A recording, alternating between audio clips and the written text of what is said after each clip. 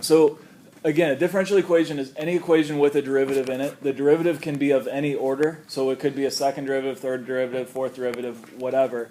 We're going to start with differential equations that are first derivatives or first order. And so I just want to work a couple examples here, how we solve these differential equations. So the problem here says find the general solution to the equation dy dx equals e to the x minus 6x squared. We've done problems like this before. So if we know the derivative is equal to e to the x minus 6x squared, what do we do to figure out what y equals? Take the antiderivative, exactly. So to figure out what y equals, we're just going to take the antiderivative, and we can do this term by term. Remember, if we take the antiderivative of an expression, we can take the antiderivative of each term. That comes from the sum and difference rule that we talked about. So what is the antiderivative of e to the x? E to the x, okay, good. What is the antiderivative of 6x squared? Okay, so yeah, it's going to be, let's kind of work backwards here. So we increase the power by 1, and then we divide by the new power. So we divide by 3, and it's going to be a 2, and then we keep the sign. So we get e to the x minus 2x cubed.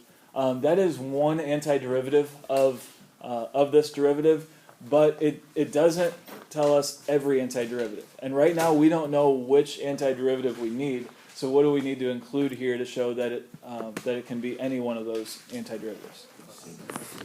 Constant of integration plus c. And so this right here is what's called the general solution. This solution right here to the differential equation includes all possible solutions to that differential equation. Okay, and it includes all possible ones because we can put any number we want in for c, any constant in for c, and we'll take the derivative of that and we get to this right here. Does that make sense? Okay, so that's what's called a general solution. There's also something called a particular solution to a differential equation. So we have the same differential equation here, but we also have a little bit more information. We know that when x equals 1, y has a value of 0. So what is this right here? This is called the initial condition. What does that allow us to do?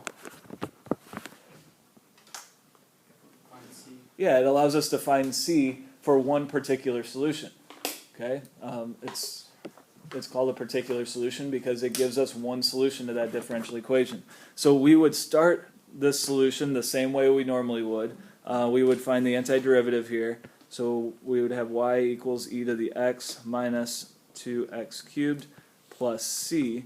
But then we can use the initial condition here to figure out what that c is going to be. And how do we do that? Cool. Okay, and? Solve for, or 0 for y. Okay, good. So we're going to put 1 in for x, and we'll put 0 in for y, and we'll see what we end up with, c. So we've got e to the first. We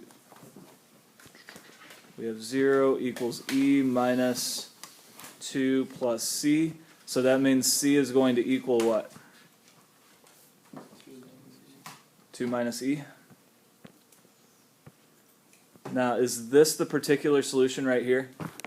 2 minus e? No, it just tells us how to get to the particular solution.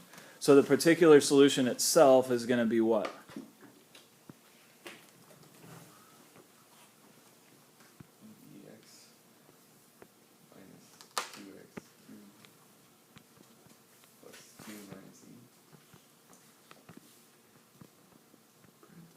Perfect.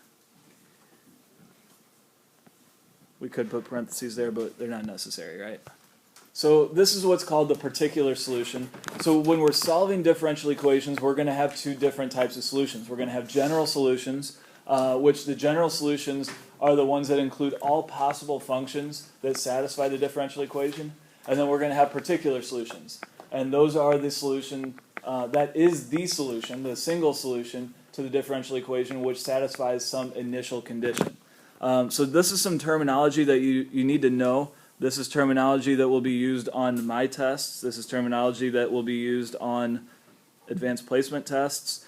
And you need to know what I'm talking about or what the College Board is talking about when we use those terms.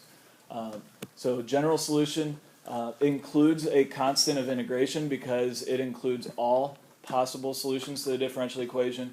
The particular solution will not have that constant of integration, but we solve for the constant of integration using an initial condition. Domain becomes an issue sometimes when we're talking about differential equations. And this is an important thing to understand. It's a little bit weird, but we can only take as much information from a differential equation as it gives us, a differential equation and an initial solution. So the domain of a particular solution only includes the continuous branch on which the initial condition lies. So let's ignore this example right here first, but let's just say that we got a solution to a differential equation like y equals the tangent of x. And we know that the graph of the tangent of x is periodic, right? Right? So we know that the graph of tangent looks something like this, and it's repeated over and over and over again. And let's say that we got this, this solution here, the tangent of x, by using an initial condition, say right here. So we use the initial condition here to figure out that our answer is going to be the tangent of x. Well, the only part of this solution that we actually know has to be the solution is this branch right here that solution is on.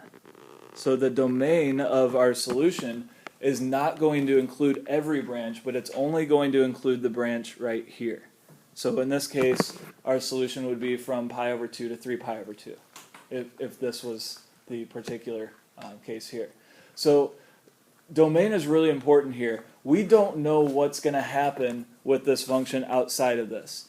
It's actually possible to have a solution to a differential equation that looks like this on one branch, but then looks like, say, this over here.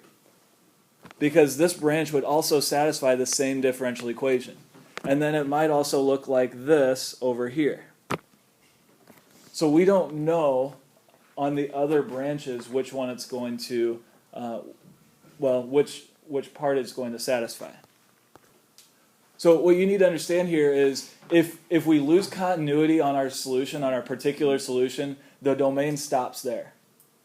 So if we're moving along this branch here from our initial solution and we get over to 3 pi over 2 and then it jumps down to here, jumps back down to negative infinity, this other branch is not part of our particular solution. Okay, so let's look at an example for that. The example that I'm giving you here, we have the differential equation dy dx equals negative 1 over x squared, and our particular solution is going to pass through the point 1, 2. We want to find our expression for y, figure out what y equals, and then also include our domain in the answer.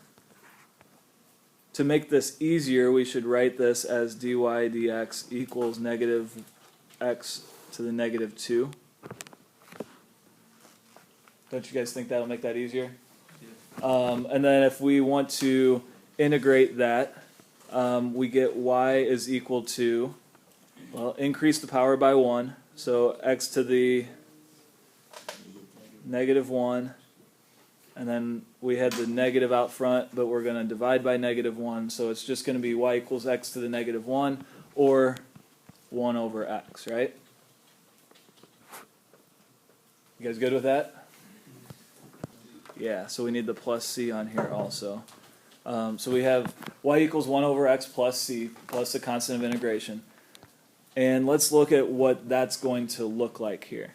This is the 1 over x function, where c would be 0. But it could be, if it was plus 7, then everything would be shifted up 7. Okay? Now, we have the initial condition 1, 2. So let me ask this first, before we even get to the particular solution. Are both of these branches going to be part of our solution? No. We're only going to be able to use one of them because we don't know what's going to happen once we lose our continuity. So we need to figure out what our c is going to be, but we also need to figure out on which branch we're looking.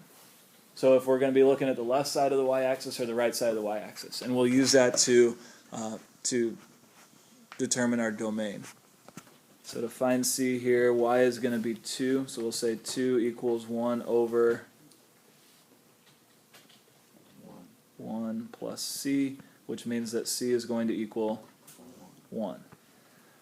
And then using that, we know that our particular solution is going to be y equals 1 over x plus 1.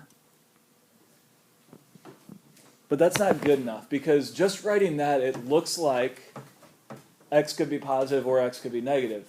But we know that since x, this 1, 2 here, is x is positive, then what's the domain going to be? 0 to infinity. Yes. So the way we write that is x is on this interval here. So this solution is only valid on the interval from 0 to infinity. We don't know what's happening to the left. It's possible that the same solution to this equation passes through the point -1, 2 also. And in that case, we would have a c value on the left side of +3. We don't know. So given just the single initial condition here, we can only give the branch for which it's continuous. And we have to stop where we lose the continuity. Does that make sense?